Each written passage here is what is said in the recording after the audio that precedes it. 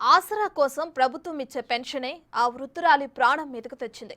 కంటికి రెప్పలా చూసుకోవాల్సిన కుమారులు కత్తల్లా పొడుచుకుతున్నారు. 4,000 పింఛన్ కోసం ఆమెను పీక్కుతున్నారు.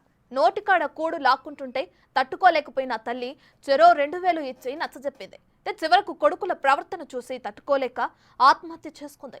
ఈ హృదయ విదాకర ఘటన సత్యసాయి జిల్లా లేపాక్షి మండలం కంచిసముద్రంలో జరిగింది.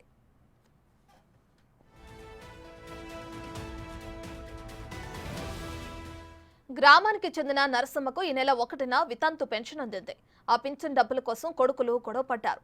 మాకు కావాలంటే మాకు కావాలని కొడుకులు కోడళ్లు ఏకమై జుట్లు పీక్కున్నారు. వారి తగువ చూడలేక నరసమ్మ 2,000 చొప్పున పంచిచ్చేసింది. ఆ తర్వాత మనస్తాపంతో వ్యవసాయ బావిలో దూకి ఆత్మహత్య చేసుకుంది. తల్లి కోసం 3 రోజుల పాటు ఎతికినా ఆచూకీ దొరకలేదు. ఉదయం బావిలో శవమై తేలటంతో స్థానికులు గుర్తించారు. సమాచారం తెలుసుకున్న పోలీసులు ఘటనా స్థలానికి చేరుకుని మృతదేహాన్ని బయటకు తీశారు.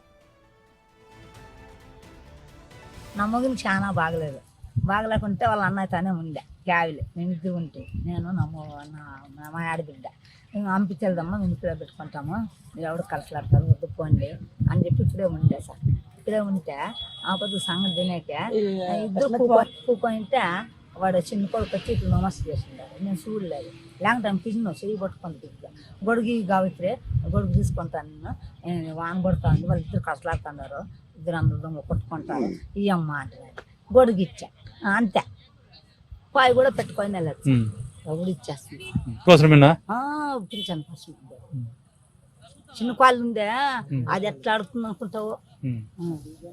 నీ కూతురికేనేమే, నీ కూతురు చూసేదే నువ్వు వాళ్ళకి ₹1 కూడా వెళ్ళచ్చా, మేము కూడా ₹1 కూడా వెళ్ళచ్చా. మా ఆడబిడ్డకి 5 నెలలు దాంట్లో సార్ పని ఉంటుంది సార్.